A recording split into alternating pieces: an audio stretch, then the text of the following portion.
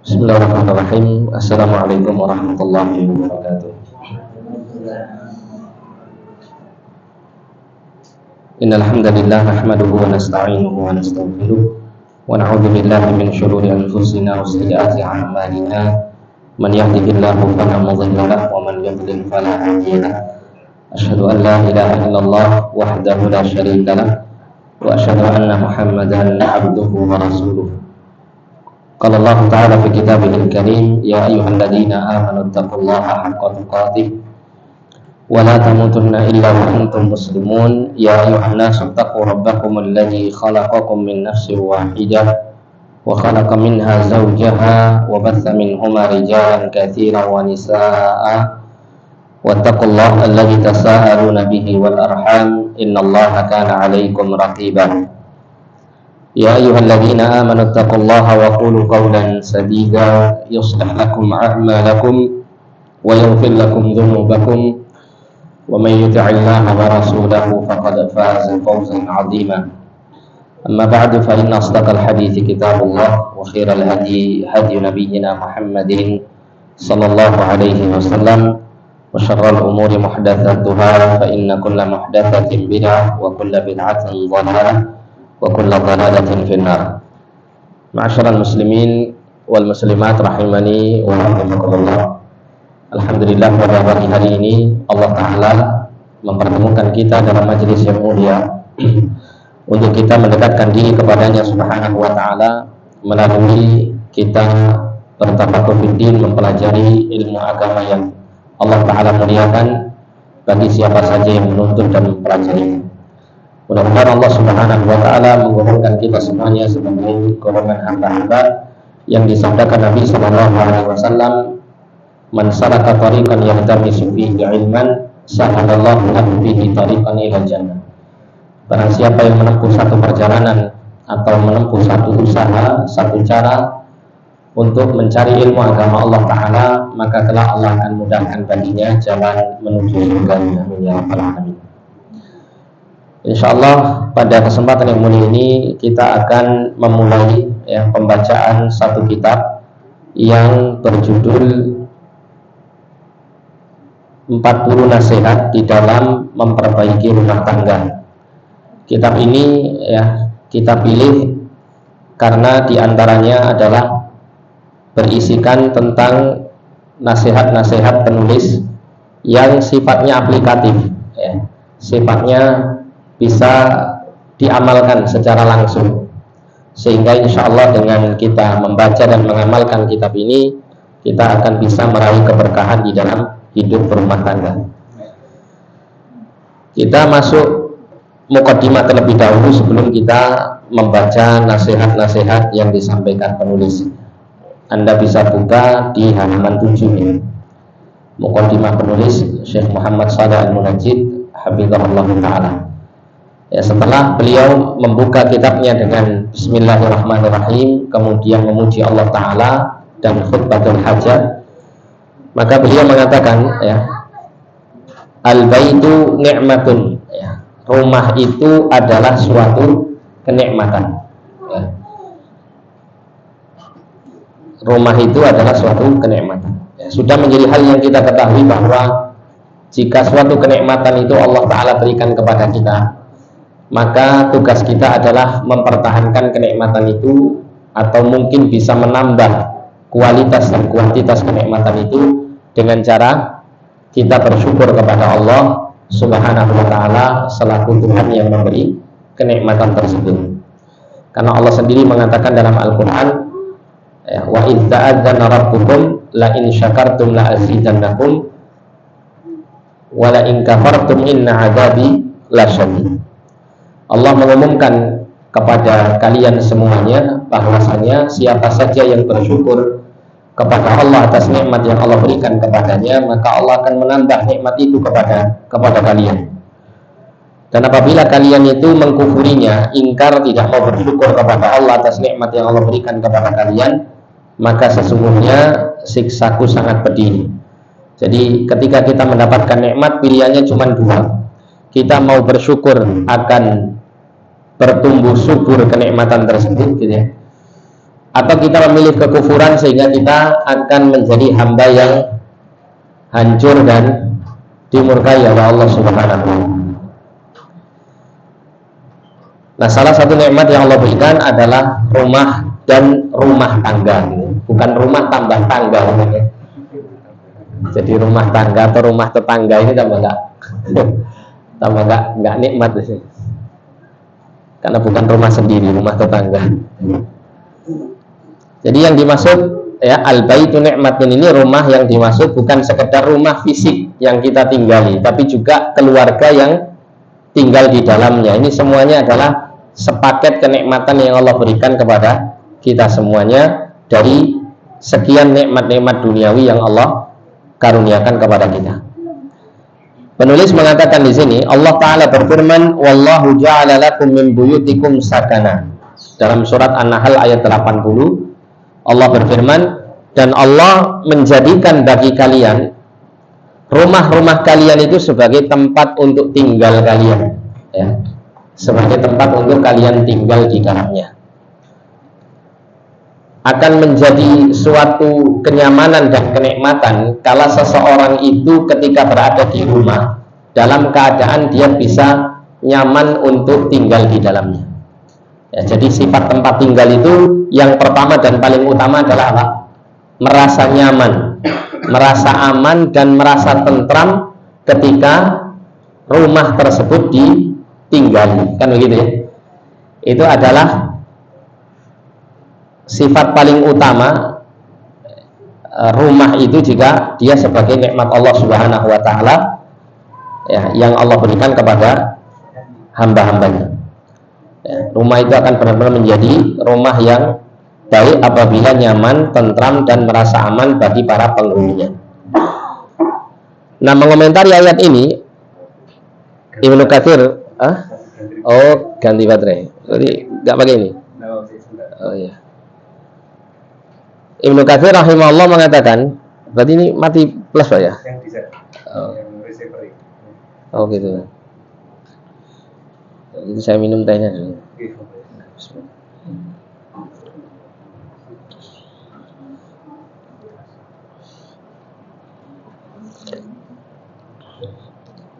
Tes. Oh iya.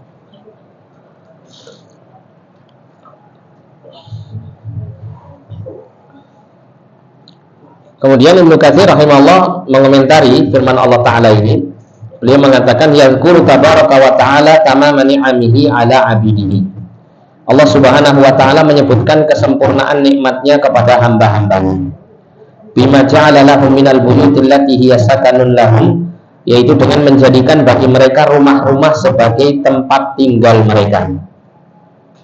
Ya'wuna ilaiha. Nah, di sini diterangkan oleh Ibnu Katsir yang mana mereka bisa bernaung di dalamnya, tidak merasa kepanasan, tidak merasa kedinginan, ya, ketika dia berada di dalam rumah tersebut. Wa yastatiruna biha, dan rumah itu bisa melindungi, menutupi dirinya, ya, menutupi auratnya, menutupi ya, dirinya, melindungi dirinya gitu. Wa yantafi'una biha sa'ira wujuhil intifa', dan memanfaatkannya dengan berbagai macam kegunaan atau kemanfaatan. Ya, jadi rumah yang ideal sebagai nikmat Allah Ta'ala itu rumah yang memiliki sifat dan fungsi seperti ini. Kalau ada orang misalnya pulang ke rumah kok tidak mendapatkan ketentraman, kenyamanan dan keamanan, nah berarti ini yang salah siapa? Yang punya rumah apa rumahnya? Kedua-duanya bisa jadi sama-sama errornya, kan gitu ya. Terkadang mungkin rumahnya yang perlu dibenahi, terkadang apa? Penghuninya yang perlu dibenahi, ya. Tergantung bagaimana kondisi yang terjadi yang membuat tidak aman, tidak nyaman dan tidak tentram penghuni rumah tinggal di dalam rumah tersebut. Kemudian Syekh mengatakan, apa sebenarnya peran atau fungsi rumah bagi kita? Bukankah rumah itu adalah tempat di mana seseorang bisa makan, menikah atau berhubungan intim dengan pasangannya, tidur dan beristirahat? Bukankah pula rumah itu adalah tempat baginya untuk menyendiri atau berkhulwat dan berkumpul dengan keluarga dan anak-anaknya? Bukankah pula rumah itu adalah penutup dan pelindung bagi wanita, sebagaimana Allah berfirman dalam Quran surat Al-Ahzab ayat 33, wa qarna fi buyutikunna wa la tabarrujna tabarrujal jahiliyatil ula, dan hendaklah kamu menetap di rumahmu dan janganlah kamu bersolek seperti bersoleknya orang-orang jahiliyah terdahulu. Apabila Anda memperhatikan kondisi orang-orang yang tidak memiliki rumah, yang tinggal di pengungsian atau di emperan jalan, atau para pengungsi yang tinggal di tenda-tenda sementara, niscaya Anda akan mengetahui betapa besarnya nikmat memiliki rumah.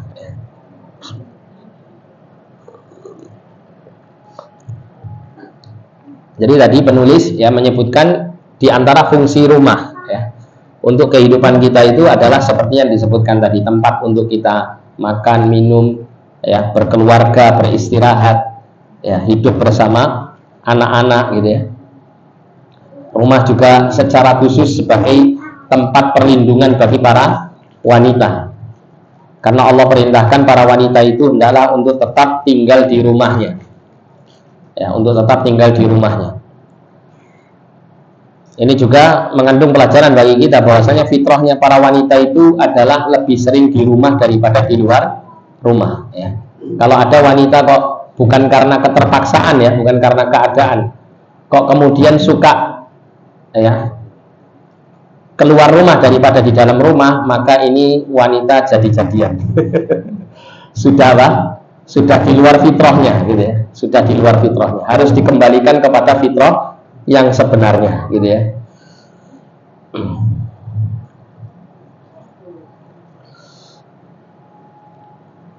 Nah, di sini kemudian juga Syekh mengingatkan kepada kita tentang betapa beratnya ya kehidupan seseorang itu kalau dia tidak memiliki rumah sebagai tempat tinggalnya. Ya, seperti orang-orang yang berada di daerah-daerah konflik yang mereka tidak bisa tinggal di rumah mereka dengan nyaman, dengan aman, dengan tentram gitu ya.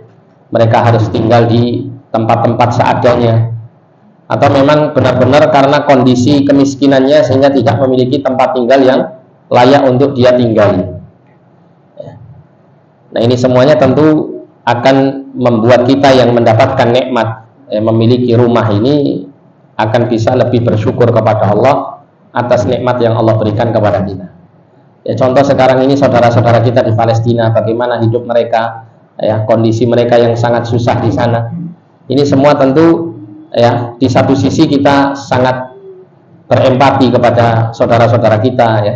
Tapi di satu sisi kita juga harus bersyukur kepada Allah ya, atas nikmat yang Allah berikan kepada kita, tidak seperti yang Allah ujikan ya saudara-saudara kita di sana dengan kondisi yang ya kondisi yang tidak layak dan kondisi yang sulit di negeri mereka.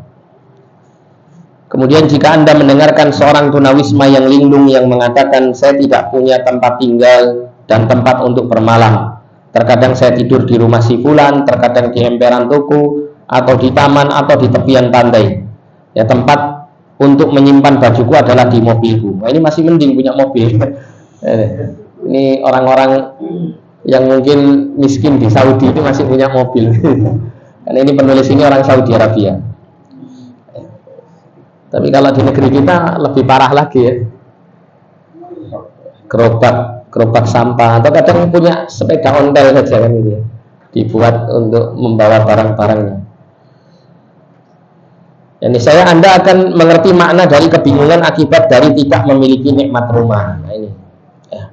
Jadi di antara nikmat keamanan yang Allah berikan seperti yang Allah sabdakan, yang Rasulullah SAW sampaikan kepada kita ya. Nabi itu pernah mengatakan gini, man asbaha minkum aminan fi sirbihi mu'afan fi jasadihi indahu qutu yaumihi fa ka'annama hizat lahu dunya. Siapa yang di waktu paginya dia itu merasa aman ya di tempat tinggalnya, mu'afan fi jasadihi, tubuhnya sehat ya, indahu qutu yaumihi, dia punya perbendaharaan makanan yang bisa dia konsumsi di hari itu, kata Nabi, seakan-akan orang ini mendapatkan nikmat seluruh dunia ya. Dalam riwayat yang lain ya, faka'anna mahizat lahu dunya bihadzabiha, seakan-akan dia mendapatkan dunia dan seluruh perhiasannya, seluruh isinya. Ya, kenapa kok Nabi mengatakan demikian? Karena kalau kita perhatikan, Pak, semua nikmat selain 3 nikmat ini, dari nikmat-nikmat duniawi, itu semuanya bergantung pada 3 kenikmatan ini. Contoh yang pertama adalah keamanan. Ya, yang mana keamanan ini yang cabang dari kenikmatan keamanan ini salah satunya adalah kita punya rumah, punya tempat tinggal yang menaungi kita, memberikan perlindungan kita dari sengat terik matahari ataupun dari dinginnya hujan, gitu ya. Termasuk juga tempat tinggal adalah salah satu tempat perlindungan yang aman ya, dari berbagai macam mara bahaya. Jadi kalau kita perhatikan semua nikmat duniawi itu mesti harus bergantung pada 3 nikmat ini. Dan disebutkan oleh Nabi SAW yang pertama adalah nikmat keamanan. Bayangkan kalau misalnya kita punya duit miliaran bahkan triliunan, tapi kita tidak memiliki perasaan aman, ya. Serba ketakutan, serba kekhawatiran itu selalu kita rasakan. Kira-kira dengan duit sebanyak itu kita merasa nikmat napa mboten? Merasa nyaman, tentram atau tidak? Justru malah terbebani. Kenapa?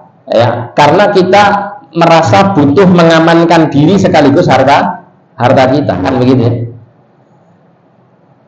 Sehingga harta yang banyak tetap butuh yang namanya nikmat keamanan. Ada orang duitnya banyak tapi sakit-sakitan. Ya, dia bisa beli sate sak gerobake sak bakule bisa gitu ya. Misalnya begini. Ya. Tapi dia itu tidak boleh makan sate karena sakit ini dan sakit itu. Kira-kira duitnya yang banyak ini bisa mendatangkan nikmat baginya atau tidak? Enggak juga, kan begitu ya? Ya, karena kesehatan tidak bisa dibeli dengan uang. Pengobatan bisa dibayar, tapi kesehatan tidak bisa dibeli. Ya, karena murni itu adalah milik Allah SWT. Ya, Allah mengkaruniakannya kepada siapa yang Allah Ta'ala kehendaki. Termasuk juga punya bahan pokok makanan yang cukup, makanan minuman yang cukup. Misalnya ada satu negeri dilanda kekeringan, kemarau dan seterusnya, sampai kemudian ya menjadikan negeri tersebut atau penduduk negeri atau kampung tersebut benar-benar kesulitan untuk memenuhi kebutuhan pokok pangannya. Duit banyak itu rela untuk dihabiskan demi untuk membeli makanan. Seharga semahal apapun akan dibeli dengan uang yang dimilikinya. Ya. Sehingga nikmat-nikmat yang lain itu kalau kita renungkan akan ya, bergantung dengan 3 kenikmatan besar ini. Makanya Nabi mengatakan kalau orang itu sudah punya 3 nikmat ini di dunia ini, hakikatnya dia itu sebetulnya sudah mendapatkan nikmat dunia secara keseluruhan. Ya, nikmat dunia secara keseluruhan. Nah, salah satu kenikmatan itu adalah rasa aman, dan salah satu dari cabang kenikmatan rasa aman ini adalah Allah karuniakan hamba-hambanya dengan adanya tempat tinggal yang aman dan nyaman.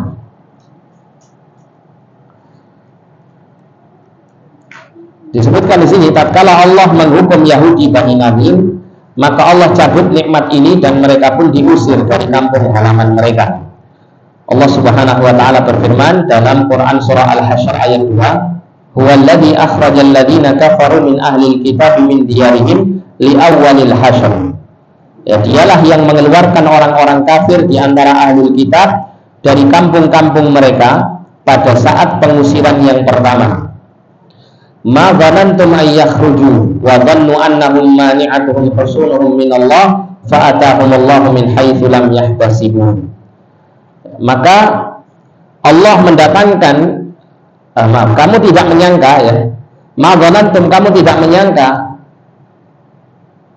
bahwa mereka akan keluar, dan mereka pun yakin bahwa benteng-benteng mereka dapat mempertahankan mereka dari siksa Allah. Ini Yahudi Bani Nadir ini dulu diserang oleh Rasulullah dan kaum muslimin. Mereka merasa benteng mereka ya, itu bisa mempertahankan mereka dari serangan Rasulullah dan para sahabat. Mereka punya benteng yang melindungi kampung mereka, gitu ya. Yang kala itu Rasulullah dan para sahabat menyerang Yahudi Bani Nadir ini karena melakukan pengkhianatan, gitu ya. Sampai pada akhirnya ya, yang awalnya Bani Nadir ini merasa tidak akan mungkin bisa dikalahkan oleh Rasulullah dan para sahabatnya, ternyata Allah memenangkan Rasulnya dan menjadikan Bani Nadir terhina dan kemudian hengkang dari tanah Arab. Bukan hanya diusir dari kota Madinah, tapi harus keluar dari Jazirah Arab ini. Diusirlah mereka dan dihinakan oleh Allah Ta'ala sehingga mereka keluar dari tempat tinggal mereka sebelumnya. Ini menandakan bahwasanya nikmat memiliki tempat tinggal adalah nikmat yang besar, ya. Karena orang itu ketika dia berada di tempat tinggalnya, dia akan bisa merasa aman, ya. Namun keamanan yang dirasakan di dalam rumah ini kalau tidak disertai dengan syukur kepada Allah atas nikmat tersebut, maka Allah bisa saja membuat orang itu tidak merasakan keamanan dan tidak pula merasakan kenyamanan ketika berada di dalam rumah. Bahkan ada sebagian orang yang karena tidak mensyukuri nikmat ini, dia lebih senang untuk tinggal di luar rumah daripada di dalam rumah. Dia lebih senang berkumpul bersama kawan-kawannya daripada bercengkrama dengan istri dan anak-anaknya. Nah, ini semuanya adalah karena kekufuran, ya, karena ingkar nikmat, kufur nikmat. Yang mana ini semua tentu, ya, tidak selayaknya bagi kita semuanya untuk, ya, memiliki kufur nikmat ini, sehingga membuat nikmat kita akan berkurang, bahkan akan dicabut oleh Allah Subhanahu wa Ta'ala. Nah, Allah ceritakan di sini. Jadi mereka pun yakin bahwa benteng-benteng mereka dapat mempertahankan mereka dari siksa Allah. Maka Allah mendatangkan kepada mereka hukuman dari arah yang tidak mereka sangka-sangka. Wa qadhafa fi qulubihim ar-ru'ba yukhribuna buyutahum bi aydihim wa aydil mu'minin fa'tabiru ya ulil absar. Dan Allah melemparkan ketakutan dalam hati mereka sehingga mereka memusnahkan rumah-rumah mereka dengan tangan mereka sendiri dan tangan orang-orang mukmin. Maka ambillah kejadian itu untuk menjadi pelajaran, wahai orang-orang yang memiliki pandangan yang jauh, pandangan yang dalam, ya, orang-orang yang berwawasan, orang-orang yang merenungi segala peristiwa untuk diambil pelajaran darinya. Jadi Allah Ta'ala menceritakan kondisi Bani Nadir yang awalnya mereka merasakan keamanan, ketentraman, kenyamanan dengan rumah-rumah, dengan kampung-kampung mereka, dengan benteng-benteng yang melindungi mereka. Tiba-tiba karena kufur nikmat, Allah jadikan apa?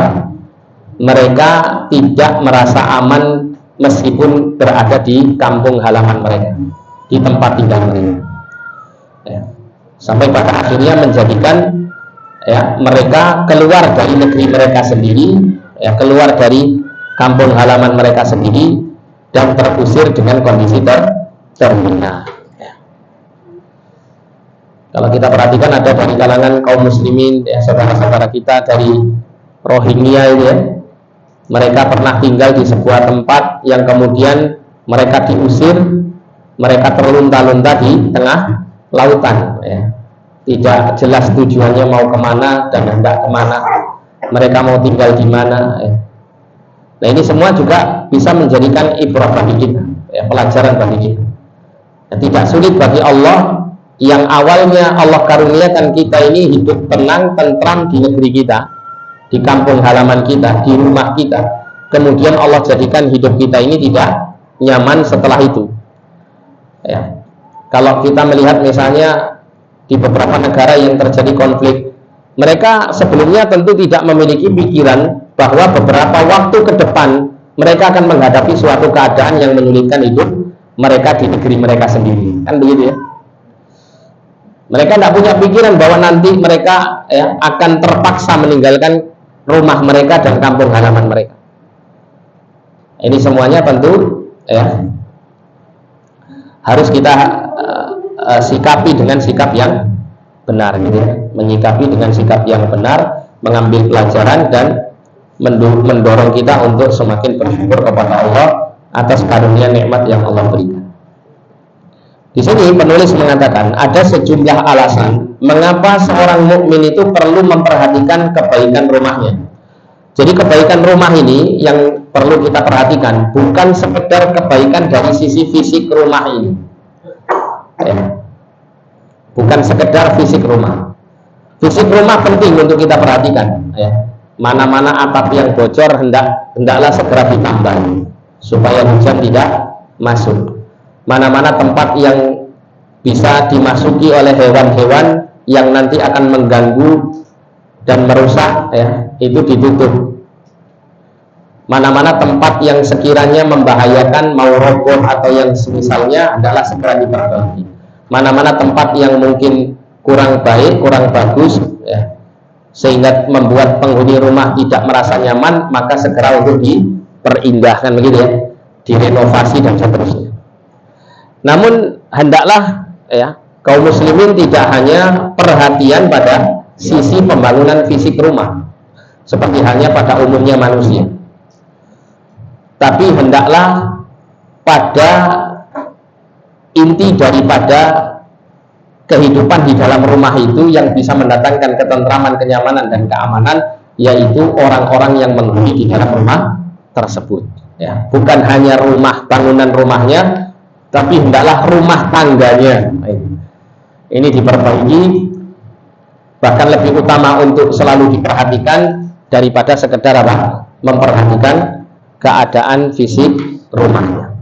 Karena begini Pak, kalau kita ini, ya, memiliki anggota keluarga yang baik, anggota keluarga yang mendukung kita untuk semakin cinta dengan kehidupan akhirat, maka kalau misalnya Allah memberikan ujian keterbatasan kita di dalam menyediakan fasilitas duniawi di rumah, maka itu tidak menjadi satu sebab yang membuat kehidupan berkeluarga kita itu menjadi tidak nyaman dan tidak bahagia, ya. Beda dengan kondisi keluarga yang prioritas utama keinginan mereka adalah duniawi semata. Ketika misal kita sebagai kepala keluarga, pemimpin keluarga yang bertanggung jawab dalam memberikan fasilitas-fasilitas hidup dalam hidup berumah tangga, kemudian diberikan ujian oleh Allah misalnya keterbatasan harta, ya, maka dengan kondisi orientasi keluarga itu kepada dunia, ini akan menjadikan fasilitas-fasilitas yang tidak terpenuhi, akan menjadikan hidup mereka tidak merasa tentram, aman, dan nyaman, kan begitu. Ada, ya, keluarga yang mungkin tinggal di RSSSS, apa ini? Rumah sangat sederhana sekali sampai selonjor pun sulit, ya.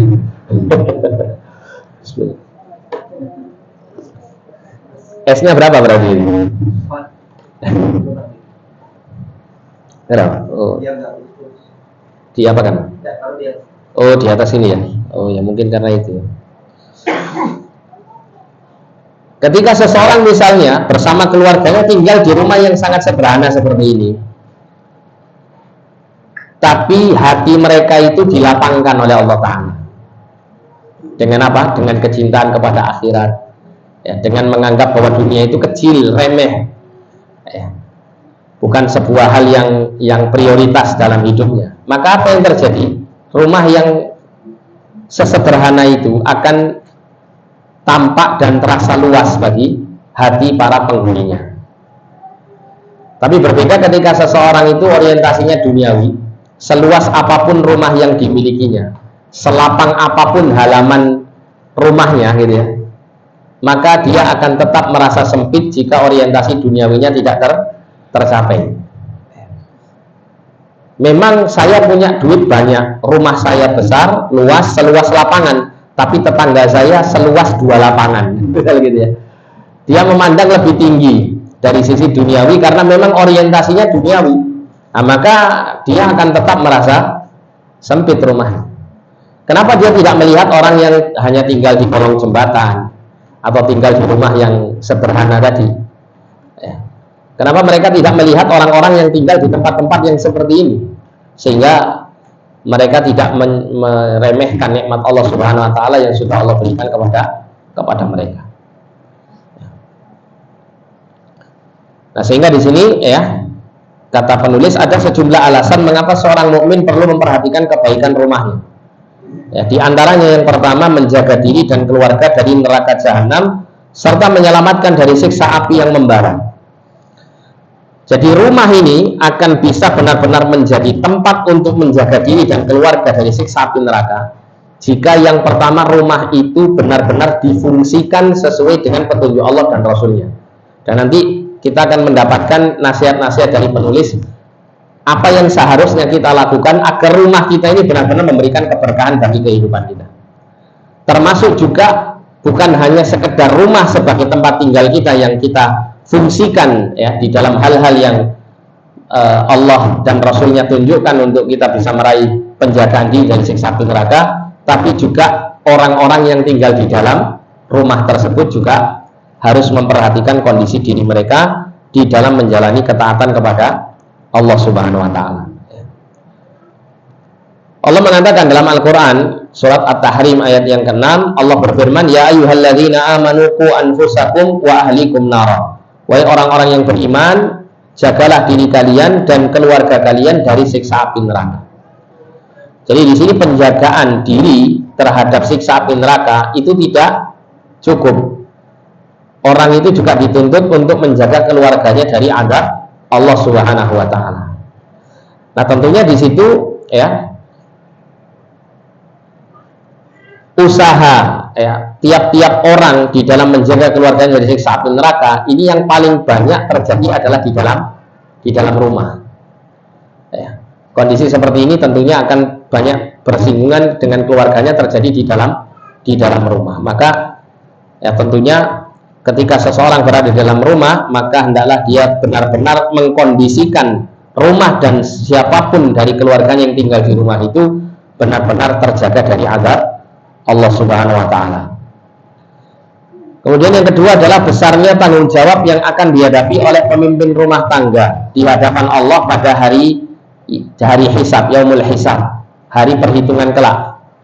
Ya, jadi terkhusus ya kita sebagai para lelaki, para suami, para bapak, nanti pertanggungjawaban kita di hadapan Allah tidak hanya terhadap apa saja yang kita lakukan, tapi apa saja yang istri dan anak-anak kita kerjakan, ini semuanya akan dimintai pertanggungjawabannya kepada kita. Nah, maka disinilah ya letak tugas besar kita di dalam memimpin keluarga ini untuk mencapai apa yang diridhai oleh Allah Subhanahu wa Ta'ala. Ya, dan salah satu bentuk syukur kita kepada Allah atas nikmat keluarga, nikmat memiliki pasangan, nikmat memiliki anak keturunan, itu adalah mengemban tanggung jawab ini, mengajak istri dan anak-anaknya kepada kebaikan agama, yang itu semuanya akan mengantarkan kepada kehidupan yang menenteramkan ya, kehidupan yang membahagiakan dan kehidupan yang baik. Nabi SAW bersabda, innallaha sa'ilun kulla ra'in amma stara'ahu ahafidha dhalika am dhayya'a hatta yas'ala ar-rajula ala ahli baitihi. Sesungguhnya Allah akan bertanya kepada setiap pemimpin tentang apa yang dipimpinnya. Ya, apakah dia pemimpin negara, pemimpin ya, perusahaan, atau pemimpin suatu organisasi, atau pemimpin apapun ya. Semua pemimpin ini akan Allah Ta'ala mintai pertanggungjawaban ya, tentang apa yang dipimpinnya. Apakah ia pelihara, apakah ia jaga yang dipimpinnya itu, ataukah malah ia sia-siakan, hingga Allah akan menanyai seorang pria tentang keluarganya ya. Sampai nanti tiap-tiap kepala keluarga akan dimintai pertanggungjawaban oleh Allah ya, atas kepemimpinan terhadap keluarganya ini.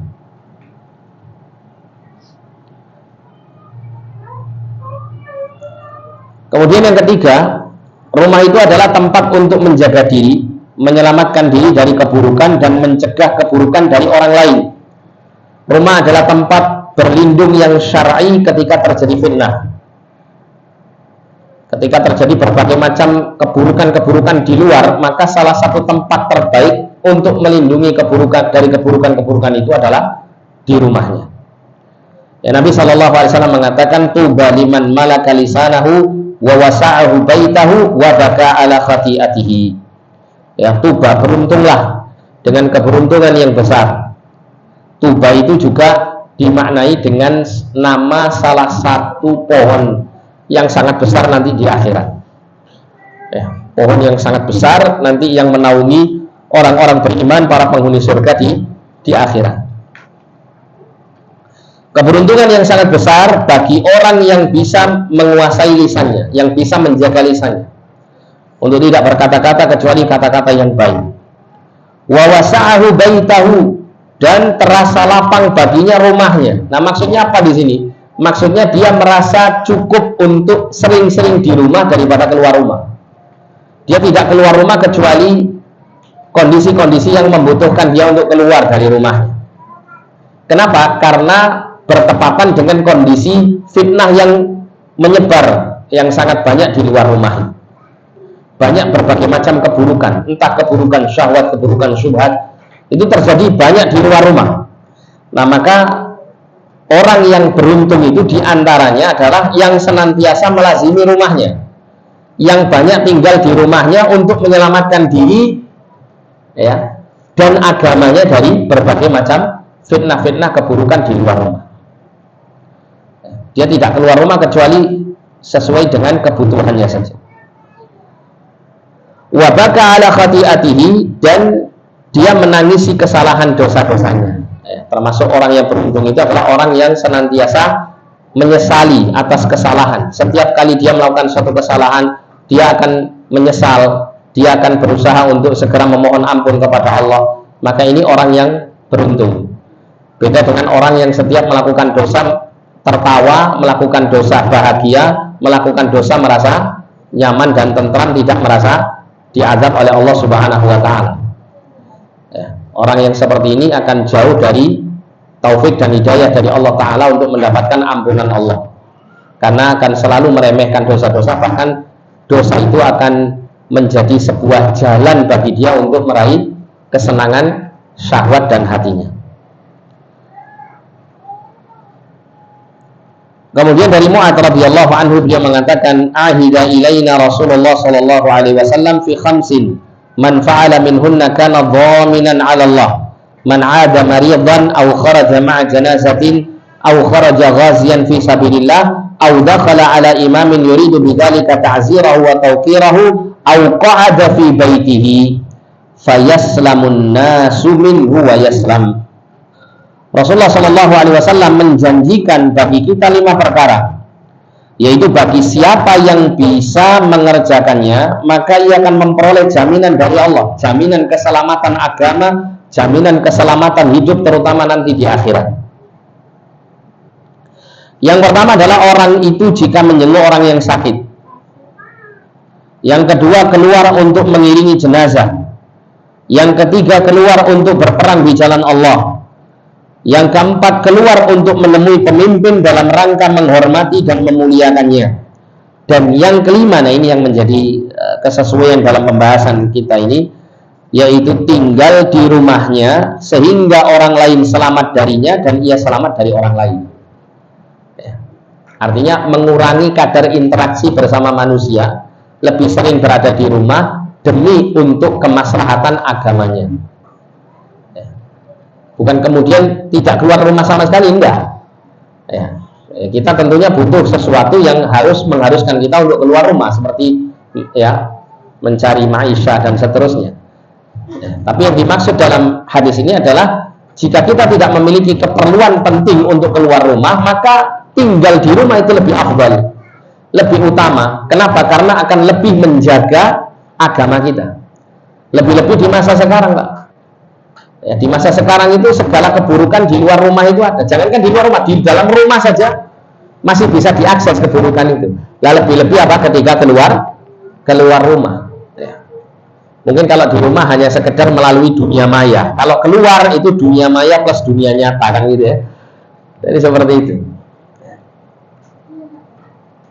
Nah, sehingga Nabi memberikan petunjuk kepada kita, salah satu bentuk keselamatan kita dari fitnah agama adalah kita senantiasa banyak-banyak tinggal di rumah. Ya, bersyukur kepada Allah kalau ada orang itu yang bisa cari maisha itu lewat kegiatan bekerja di rumah. Itu Masya Allah, itu nikmat itu. Tidak banyak berinteraksi dengan orang-orang yang dalam tanda kutip, mohon maaf, mungkin kurang secara agama, sehingga tidak mendukung kita untuk semakin taat kepada Allah. Kan terkadang begitu, di antara ujian kita di luar rumah itu kan mungkin di tempat kerja kita, atau di tempat kita misalnya berdagang ya, di sekitaran kita ini orang-orang yang mungkin potensi banyak mengendurkan iman kita ya, membuat kita tidak bersemangat untuk taat kepada Allah, itu sangat besar. Bahkan wala'iyadzubillah, terkadang kita berada di tempat-tempat yang kemudian ikhtilat, di situ laki perempuan bercampur baur ya, yang mana pada akhirnya kemudian ya, merasa biasa untuk melakukan apa, interaksi-interaksi yang diharamkan oleh Allah Ta'ala menjadi hal yang biasa. Seperti contoh ya, contoh yang pernah kami dapati, terkadang ada seseorang itu ketika bekerja di kantor misalnya ya, di tempat pekerjaan laki perempuan jadi satu. Terkadang duduk bersama, makan bersama, ngobrol bersama, guyon bersama dengan lawan jenis, itu sebuah hal yang biasa. Bahkan lebih gayeng, lebih asyik ngobrol dan guyonnya dengan lawan jenis yang bukan mahramnya di tempat kerja daripada guyon dengan istri dan anaknya di rumah. Terkadang seperti itu. Nah, itu kadang-kadang tidak disadari oleh seseorang bahwa itu menghancurkan apa? Kebaikan agamanya. Bahwa itu nanti akan menjadi bencana dan malapetaka untuk kehidupan berumah tangganya di rumah ya. Awalnya hanya sekedar lewat guyonan, tapi lama-lama pada akhirnya apa? Berkembang guyonan ini menjadi kenyataan kan gitu ya. Nah, ini bahaya. Dan betapa banyak kondisi kerusakan ya, hubungan berumah tangga antara suami dengan istri, antara anak dengan orang tua, itu penyebabnya adalah sebab-sebab eksternal di luar. Suami kecantol yang lain juga karena di luar, istri terganggu dari orang luar kan begitu, anak-anak pola pikir pergaulannya dirusak di luar. Makanya kita ini ya, di akhir zaman ini sering-sering di rumah itu insya Allah lebih aman. Sekali lagi bukan kemudian ya menganjurkan kita ini untuk terus di rumah saja gitu ya, tanpa ada usaha untuk keluar rumah dalam hal memenuhi kebutuhan duniawi kita, bukan begitu ya. Tapi selama hal itu tidak menjadi sebuah perkara primer yang kita butuhkan, maka lebih baik untuk sering-sering berada di dalam rumah. Nabi juga mengatakan, salamatur rajuli minal fitnati an yalzama baitahu. Keselamatan seseorang itu dari berbagai macam fitnah keburukan itu adalah dengan menetapi rumahnya, dengan selalu ya, lebih sering menghabiskan waktunya di rumah, atau mungkin di rumah Allah itu masih aman ya. Kita sering-sering ke masjid yang bagi laki-laki, sholat berjamaah, taklim di masjid, ini lebih aman ya, daripada kita jalan-jalan atau berada di luar rumah yang tidak kita butuhkan, kita keluar. Ya meskipun sesekali refreshing boleh-boleh saja ya, tidak terlarang gitu ya, atau mengajak keluarga untuk makan di luar atau di tempat-tempat yang menyenangkan selama tidak ada kemaksiatan di situ, tidak ada masalah. Tapi kalau ini menjadi sebuah hal yang keseringan, ini bahaya ya. Bukan hanya bahaya bagi kantong kita tapi juga bahaya untuk agama kita ya. Keluarga kita nanti akan terbentuk cara berpikirnya untuk senantiasa mengejar kesenangan duniawi. Contoh misalnya suka apa? Suka kuliner misalnya gitu. Wah, setiap pekan itu dijadwal kita nanti kulinernya di sini. Nanti lama-lama akan terbentuk pola pikir seperti itu, Pak. Hidup ini mengejar apa? Syahwat makan saja, atau yang lain-lain ya. Wala'iyadzubillah, bahkan sampai kemudian ada kesenangan dari anggota keluarga, entah suaminya atau istrinya atau anak-anaknya, itu kepada tempat-tempat yang diharamkan oleh Allah. Wah, ini tambah berat lagi, tambah parah lagi.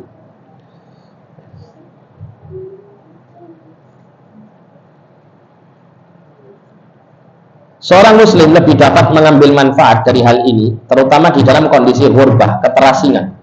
Maksudnya keterasingan di sini ketika orang yang multazim ya, orang yang berpegang teguh dengan agama, mengamalkannya, itu akan benar-benar terasa asing di tengah-tengah masyarakatnya atau di luar rumah gitu ya.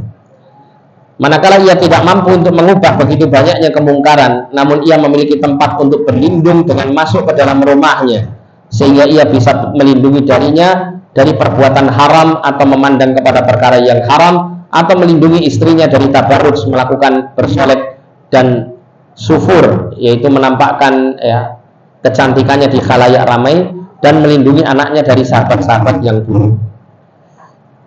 Jadi ini diantara fungsi rumah yang sangat ideal untuk memberikan perlindungan, terutama perlindungan agama bagi keluarga di rumah. Keempat, manusia itu sebenarnya lebih banyak meluangkan waktunya di dalam rumahnya, apalagi di dalam kondisi yang sangat panas atau dingin, atau sedang dalam keadaan hujan, atau juga di awal atau akhir siang setelah selesai bekerja atau belajar. Karena itu haruslah menggunakan waktu-waktu tersebut di dalam ketaatan, karena jika tidak akan tersia-siakan ke dalam perbuatan haram. Nah, terkadang seseorang ketika berada di dalam rumah itu dia tidak memiliki semangat untuk taat kepada Allah. Mungkin ketika di masjid, masya Allah, ketika berada di tempat-tempat di mana dia bertemu dengan orang-orang beriman yang memotivasi dia untuk beribadah, untuk tetap mempertahankan ketaatannya, masya Allah dia bisa menjalankan amal saleh. Tapi terkadang ketika dia sudah sampai di rumah, tidak termotivasi dengan kebaikan-kebaikan, maka akhirnya banyak waktu yang dilalui di rumah itu dengan kegiatan-kegiatan yang bersifat menganggur, tidak bernilai ibadah, tidak bernilai pahala.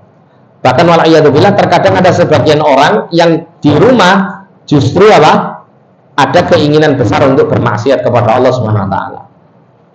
Mumpung di rumah nggak kelihatan orang banyak, misal gitu ya. Mumpung di rumah nggak ada orang yang tahu. Padahal seharusnya rumah itu digunakan untuk tempat di mana seseorang itu untuk bisa beribadah dengan lebih nyaman setelah berada di rumah Allah Subhanahu wa ta'ala. Yang kelima, ini yang terpenting, bahwa memperhatikan rumah termasuk cara utama di dalam membangun masyarakat muslim. Jadi untuk membangun suatu lingkungan yang kondusif untuk menjalani ketaatan kepada Allah, itu dimulai dari perbaikan pada tiap-tiap rumah kaum muslimin, termasuk rumah tangganya ya. Karena dengan rumah-rumah dan rumah-rumah tangganya kaum muslimin ini menjadi baik, maka akan terbentuk masyarakat yang baik. Karena masyarakat itu terbentuk dari kumpulan rumah yang notabene merupakan batu batanya. Rumah-rumah itu adalah tatanan kehidupan, dan tatanan kehidupan itulah yang membentuk masyarakat. Apabila batu bata penyusun ini baik, maka masyarakat pun akan kuat di dalam melaksanakan hukum Allah, resisten di dalam menghadapi musuh Allah, menyebarkan kebaikan, dan keburukan akan sulit menembusnya. Dari rumah muslim ini akan lahirlah pilar-pilar masyarakat, seperti para da'i yang memberikan keteladanan, para penuntut ilmu, para pejuang mujahid yang tulus, istri yang salihah, ibu yang murabbiyah yang mendidik anak-anaknya, dan orang-orang soleh lainnya. Jadi madrasah, sekolah di rumah itu adalah sekolah yang terbaik.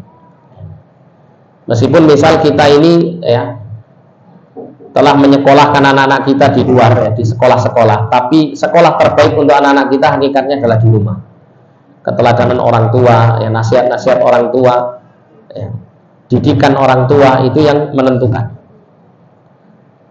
Termasuk juga rumah itu hendaklah juga menjadi tempat di mana kita sendiri sebagai orang tua mentarbiyah diri kita. Dan alhamdulillah sekarang sarana prasarananya sangat banyak. Termasuk sekarang ini kita di rumahnya Pak Cemi. Ini termasuk juga jadi madrasah kan begitu ya. Kalau misal kita tidak bisa menjadikan rumah kita seperti ini, paling tidak untuk person inti keluarga kita sendiri. Dengan apa? Dengan fasilitas yang kita miliki. Ada sarana internet, kita tidak harus mengundang ustadz masuk ke rumah. Cukup kajian-kajian ustadz yang sudah disebarkan lewat internet bisa kita lihat bersama-sama dengan keluarga. Bisa sama-sama kita dengarkan. Nah, itu semuanya akan memberi manfaat yang besar bagi kita dan bagi keluarga kita. Dan nanti ini termasuk bagian dari nasihat-nasihat penulis yang akan disampaikan secara aplikatif di dalam kitab ini. Apabila topik bahasan kita ini begitu pentingnya, sementara di dalam rumah-rumah kita masih banyak mengandung berbagai kemungkaran, sikap meremehkan, mengabaikan dan mengerdilkan peran rumah, maka di sini ada satu pertanyaan besar. Bagaimana cara-cara di dalam memperbaiki rumah-rumah kita? Jadi kita belajar ini juga sekaligus sebagai tugas kita nanti gitu ya. Tugas kita bersama-sama nanti setelah kita membaca dan mengambil manfaat dari pelajaran kitab yang disampaikan dalam kitab ini, kita terapkan dalam kehidupan di rumah kita agar rumah kita benar-benar menjadi rumah yang diberkahi. Inilah wahai para pembaca budiman, jawaban dan sejumlah nasihat yang berkaitan dengan pembahasan ini. Semoga Allah menjadikannya bermanfaat dan akan mengarahkan upaya umat Islam agar kembali fokus di dalam membangkitkan peran rumah muslim menjadi baru lagi. Nasihat-nasihat di dalam risalah ini berkisar pada dua hal, yaitu yang pertama meraih kemaslahatan, ya, meraih kebaikan-kebaikan, yaitu dengan melaksanakan kebaikan, perbuatan ma'ruf, dan yang kedua adalah mencegah kemungkaran, yaitu dengan menghilangkan perbuatan-perbuatan yang mungkar, perbuatan-perbuatan buruk. Inilah saatnya untuk memulai meraih tujuan yang dikehendaki. Ya. Jadi di sini disebutkan ya, nasihat pertama itu adalah mulai dengan mencari istri atau pasangan yang baik. Ya, ini bisa dilakukan kalau masih bujangan. Kalau sudah punya istri, bapak-bapaknya pada guyu ini.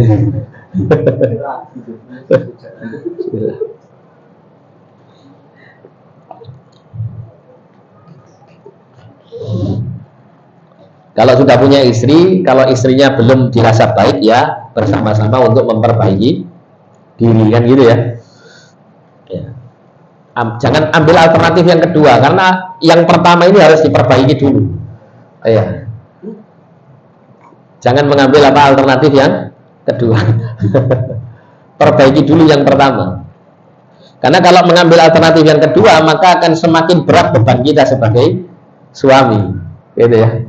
Semakin berat, Pak, karena tanggung jawabnya dua, bukan satu lagi.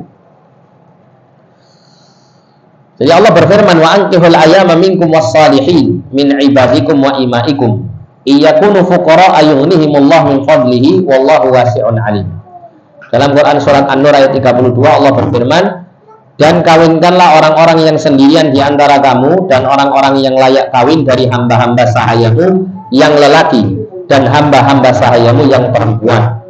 Jika mereka miskin, Allah akan menjadikan mereka mampu dengan karunia-Nya. Ya, Allah akan mencukupinya, gitu. Dan Allah itu adalah maha luas pemberiannya, lagi maha mengetahui. Ayat ini berbicara mengenai apa? Perintah Allah kepada manusia untuk menikahkan siapapun di kalangan mereka yang masih membujang, masih belum menikah. Karena manfaat dari pernikahan ini sangat besar. Selain untuk menundukkan pandangan mata, untuk menundukkan syahwat, ya juga kebaikan-kebaikan yang banyak bisa dihasilkan melalui pernikahan ini. Bahkan kita bisa berani katakan, orang itu jika sendirian dengan orang itu jika sudah menikah, maka yang terbaik kondisinya adalah yang sudah menikah secara umum. Secara umum. Tapi ada sebagian yang lucu nih. Ada salah seorang ikhwan itu ya mungkin guyon sama saya. Setelah menikah itu saya tanya, gimana bang? Saya manggilnya bang karena lebih tua. Gimana bang? Habis nikah lebih nyaman apa lebih ruwet? Gimana? Lebih ruwet. Lebih ruwet daripada apa? Masih membujang. Padahal dia itu nikahnya sudah tua, sudah 40-an tahun baru menikah. Dapat istri umurnya 20 tahun lebih muda. Ketika saya tanya gimana habis nikah, tambah muda. Tambah muda. Itu perkecualian lah seperti ini. Tapi secara umum tidak demikian. Orang itu menikah akan lebih menenteramkan jiwanya. Syekh mengatakan sepatutnya bagi sahibul bait, tuan rumah, untuk menyeleksi istri atau pasangan yang baik salihah dengan persyaratan sebagai berikut. Nabi mengatakan tunkahul mar'atu li arba'in, lima liha wa li hasabiha wa jamaliha wa li diniha farfar bi ta'idin taribat yadan. Wanita itu dinikahi karena 4 hal. Ya, karena hartanya, karena keturunan, ya, nasabnya, karena kecantikannya, dan karena agamanya. maka pilihlah agamanya niscaya engkau akan beruntung. Ya, Nabi menyebutkan alasan seorang lelaki itu memilih pasangannya itu dengan 4 hal ini. Dan dari 4 hal ini ternyata Nabi memerintahkan kita untuk mengutamakan yang baik agamanya. Karena begini, kalau orang itu baik agamanya, semua ini akan menjadi ikutan, ya. Menjadi ikutan. Orang yang baik agamanya akan baik akhlaknya. Kalau baik akhlaknya, yang mohon maaf, mungkin secara fisik itu kurang, tapi dengan keindahan akhlaknya akan terlihat cantik. Bayangkan misal kalau ada seorang suami, dia menikah dengan istri yang super cantik tapi akhlaknya tidak baik, ya, sakara PDW. Wah, repot kalau seperti ini. Suaminya berkebutuhan, ya, melihat istrinya masya Allah gitu ya, suaminya berkebutuhan, istrinya tidak mau meladeni. Apa yang terjadi? Tambah pusing suaminya kan gitu. Lihat istrinya cantik tapi tidak bisa diapa-apain. Kan begitu ya. Saya pernah baca di salah satu media ya. Jadi ada sebuah kisah nyata. Jadi ada seseorang menceritakan tentang kawannya. Nah, kawannya ini laki-laki ya. Dia itu di tempat kerja masya Allah berprestasi gitu ya. Terus secara fisik orangnya juga gagah, ganteng gitu ya, orangnya juga karirnya bagus. Usut punya usut ternyata dia ini punya seorang istri yang ternyata sangat timpang jauh dengan apa? Dengan suaminya dari sisi fisik terutama. Suaminya ganteng, istrinya seperti itu. Nah, tapi tampak sekali suaminya itu sangat sayang sama istrinya, sangat cinta sama istrinya. Ketika ditanya sama kawannya, apa sih rahasiamu? Benar-benar kelihatannya keluargamu ini masya Allah bagus gitu ya. Kamu benar-benar kelihatan sama istrimu itu benar-benar harmonis. Kayaknya kamu cinta banget sama istrimu. Padahal maaf istrimu itu enggak, dari sisi fisik mungkin dengan kamu itu enggak sekufu, enggak sebanding. Dengan ketampananmu, dengan karirmu yang bagus, kamu bisa cari yang mungkin dari sisi fisik lebih bagus daripada istri. Tapi kenapa kok kayaknya kamu sangat cinta sama istri? Dia bercerita bahwa istri saya itu orangnya nurut. Ini Pak, ya, atau ibu-ibu ya, tolong ya, ini nurut, ya, nurut. Kalau saya mengatakan begini, dia akan turut di apa yang saya katakan. Ya, dia juga nggak pernah kepo kalau bahasa ini. HP-nya suaminya itu dibuka, dilihat-lihat, bujuku ini lapo ini dunia maya. Nggak pernah. Ya, jadi semua apa yang dia ketahui bahwa itu adalah privasi untuk suaminya, dia tidak pernah membukanya atau tidak pernah mengaksesnya kecuali mendapat izin. Bahkan suaminya itu mengatakan, tolong Bu, ya ini bahasanya, tolong Bu, ini meja kerja saya jangan dirapikan, karena saya masih belum selesai pekerjaan. Nah, kadang-kadang kan namanya perempuan kadang-kadang wah kelihatan nggak rapi bingung gitu ya. Ya dibersihkan gini kan gitu, ngomel. Ya.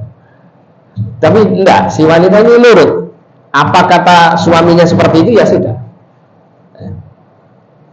Nah, sehingga suaminya ini merasa nyaman bersama si istrinya ini di rumah. Nah, ini menunjukkan bagaimana ya kalau tuan rumah dalam hal ini adalah seorang suami itu memiliki istri yang tepat, insya Allah dia akan nyaman tinggal di rumah. Ya. Meskipun meskipun secara fisik tadi istrinya dalam kondisi yang kurang. Ya, tapi seorang suami tentu tidak hanya menilai dari sisi fisik saja kan, dari sisi-sisi yang lain juga adalah merupakan nilai plus bagi seorang istri untuk suaminya. Makanya di sini Nabi memerintahkan bagi orang yang akan memilih calon pasangan hidupnya, hendaklah dia mengutamakan apa? Mengutamakan agama. Karena dengan mengutamakan agama, semua kebaikan-kebaikan yang ada tadi itu ya akan tercover dengan apa? Kebaikan agamanya ini. Kemudian sabda Nabi SAW mengatakan, ad-dunya mata'un wa khairu mata'id dunya al-mar'atus salihah. Dunia itu adalah perhiasan dan sebaik-baik perhiasan dunia adalah wanita yang salihah. Ya, wanita yang salihah, istri yang salihah, istri yang ya beragama, yang taat kepada Allah dan Rasulnya serta mentaati suami dalam perkara yang ma'ruf, ini adalah ya perhiasan yang terbaik ya. perhiasan yang terbaik.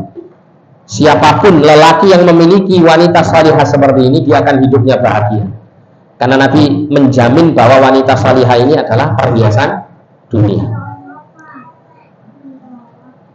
Nabi mengatakan, liyattakhidh ahadukum qalban syakiran wa lisanan dzakiran wa zawjatan mu'minatan tu'inu ahadakum ala amril akhirah.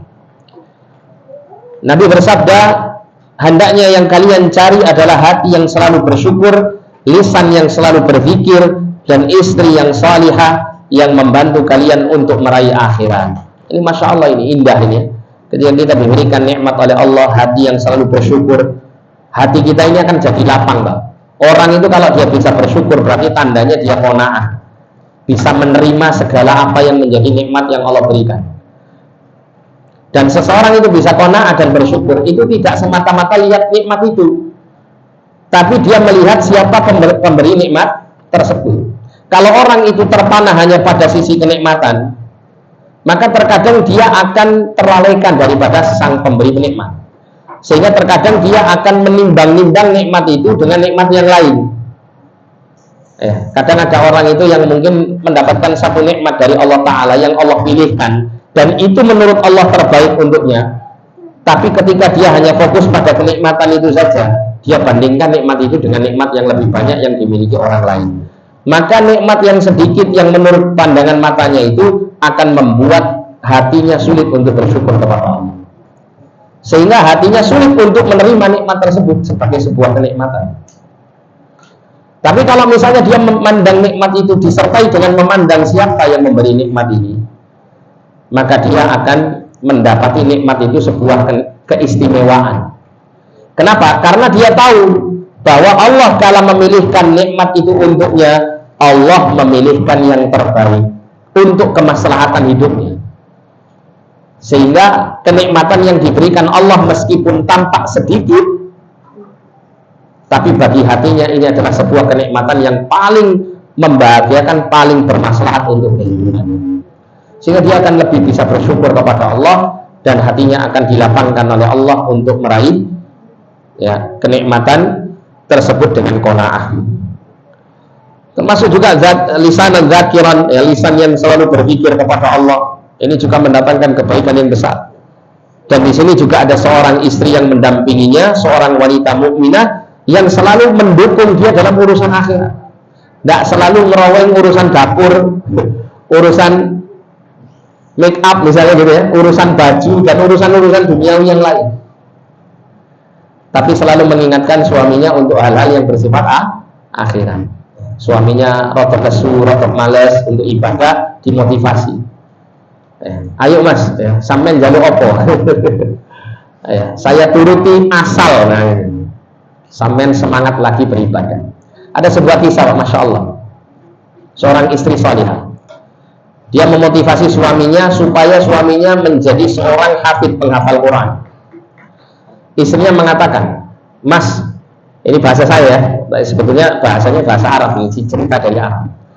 Mas, demi Allah, dia bersumpah kepadamu, demi Allah, kalau sampean bisa menghafal Quran kurang dari 1 tahun, saya izinkan sampai nikah lagi. Akhirnya apa? Semangat suaminya. 6 bulan hafal Quran lah, Masya Allah, 6 bulan hafal Quran. Nah, setelah sudah setoran hafalan Qurannya 30 juz selesai, istrinya memilih, saya cabut sumpah saya penuhi kafarat saya, puasa 3 hari berturut-turut untuk mencabut sumpah saya. Akhirnya orang situ diizinkan untuk nikah lagi. Ini istrinya pintar sekali nih, cerdas sekali. Tapi kan akhirnya apa? Akhirnya memenuhi target kan gitu ya. Semangat. Nah, ini enaknya kalau punya istri salihah begini. Didukung dalam urusan akhirat, bukan sekedar urusan dunia saja. Kan banyak juga ya para wanita itu yang terus mendorong suaminya, tapi dalam hal-hal duniawi saja. Urusan akhirat sama sekali tidak diperhatikan.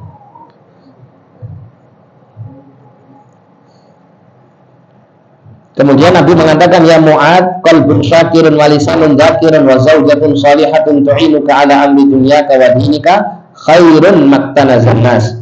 Wahai Mu'ad, ya, hati yang selalu bersyukur, lisan yang selalu berzikir, dan istri salihah yang membantumu di dalam urusan duniamu dan agamamu, itu lebih baik dari apa yang ditimbun atau dikumpulkan oleh manusia. Ya, kebanyakan yang ditimbun dikumpulkan oleh manusia apa? Harta kan gitu ya, harta dunia. Nah, maka kenikmatan berupa hati yang bersyukur, lisan yang berzikir, memiliki istri salihah yang membantu dalam urusan dunia dan agama, urusan dunia dan akhirat, ini adalah harta yang lebih berharga dari sekedar harta duniawi yang selalu ditumpuk-tumpuk oleh manusia. Karena memang hakikatnya perbekalan terbaik kita itu ini gitu ya. Untuk kita bisa meraih kenyamanan kita untuk memenuhi bekal-bekal akhirat kita di dunia, ya, itu adalah dengan memiliki 3 perangkat ini. Lisan yang selalu berzikir, hati yang selalu bersyukur, dengan itu qanaah gitu ya. Kemudian memiliki istri yang salihah yang bisa mendampingi suaminya untuk bersama-sama menuju ke surga Allah Subhanahu wa ta'ala. Kemudian Nabi mengatakan, tazawwajul wadudal waluda fa inni mukafirun bikumul anbiya yaumil qiyamah. Nikahilah perempuan yang penyayang lagi subur, yang bisa memiliki anak yang banyak, karena sesungguhnya aku akan berbangga dengan sebab banyaknya kamu di hadapan para nabi nanti pada hari kiamat. Nah, ini salah satu sifat daripada istri yang salihah. Kemudian yang berikutnya, alaikum bil abkar fa innahunna a'zabu afwaha wa antaku arhaman wa arda bil yasir. Ya, hendaklah kalian menikah dengan para gadis, karena mereka lebih segar mulutnya, lebih banyak anaknya, dan lebih ridha dengan yang sedikit. Ini terutama bagi apa? Bagi orang yang akan masuk ke jenjang pernikahan, maka Nabi menganjurkan para pemuda untuk memilih pasangan hidup yang masih belum pernah menikah sebelumnya, yang masih gadis. Ya.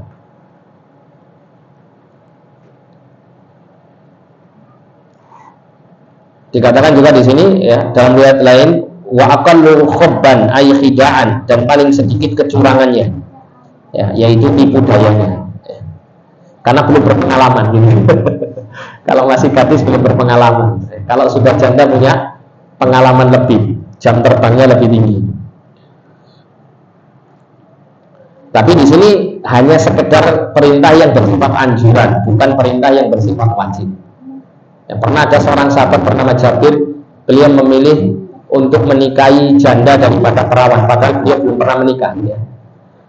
Kemudian Nabi bertanya, kenapa engkau memilih apa? Janda daripada gadis gitu.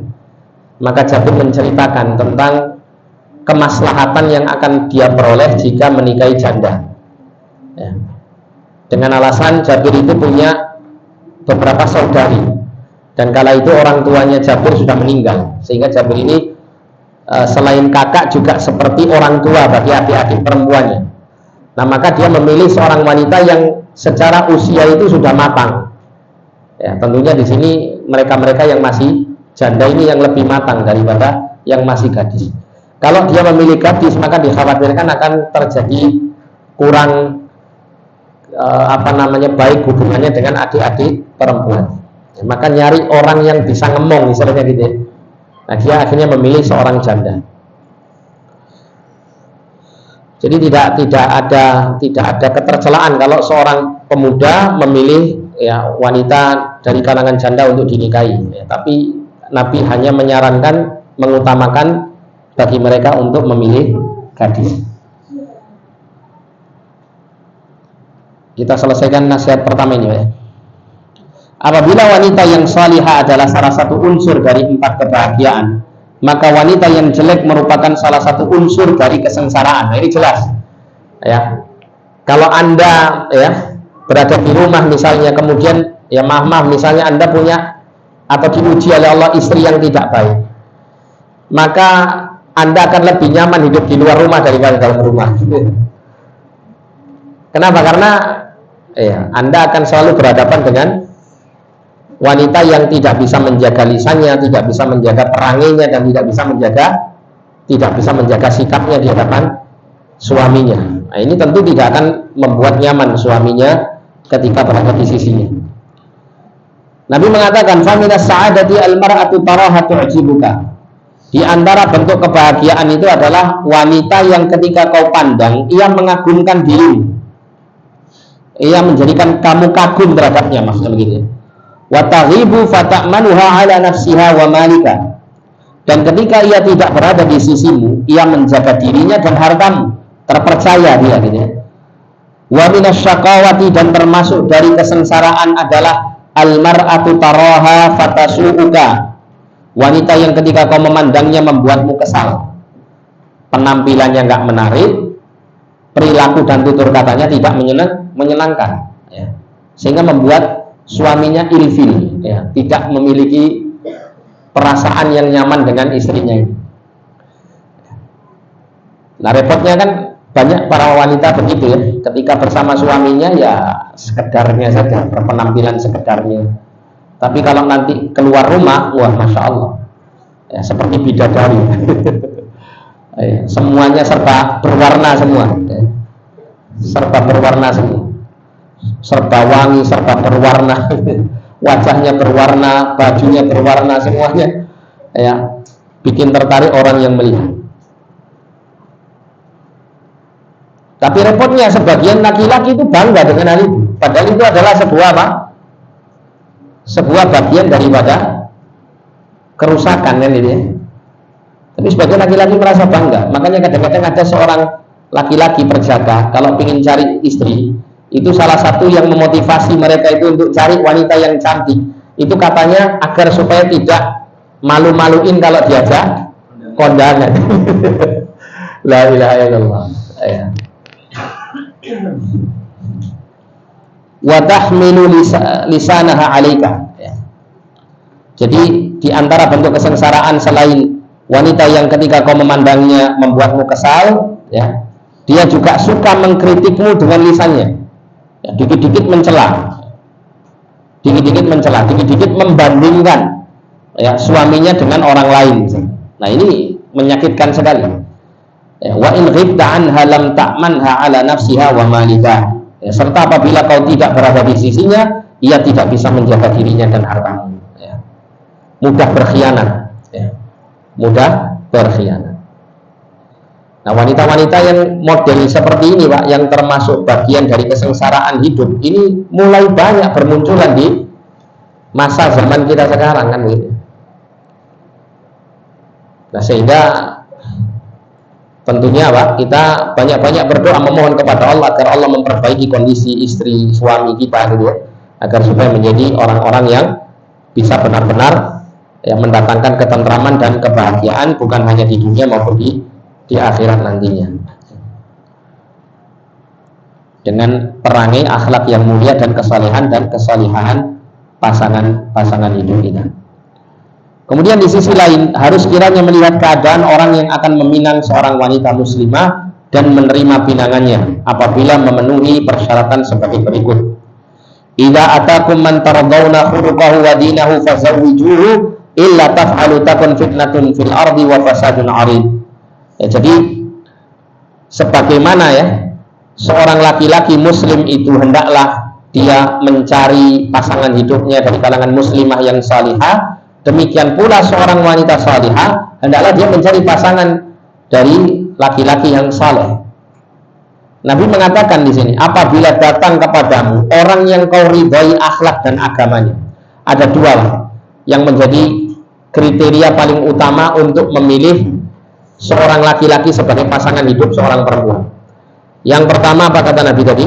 Akhlaknya dan agamanya.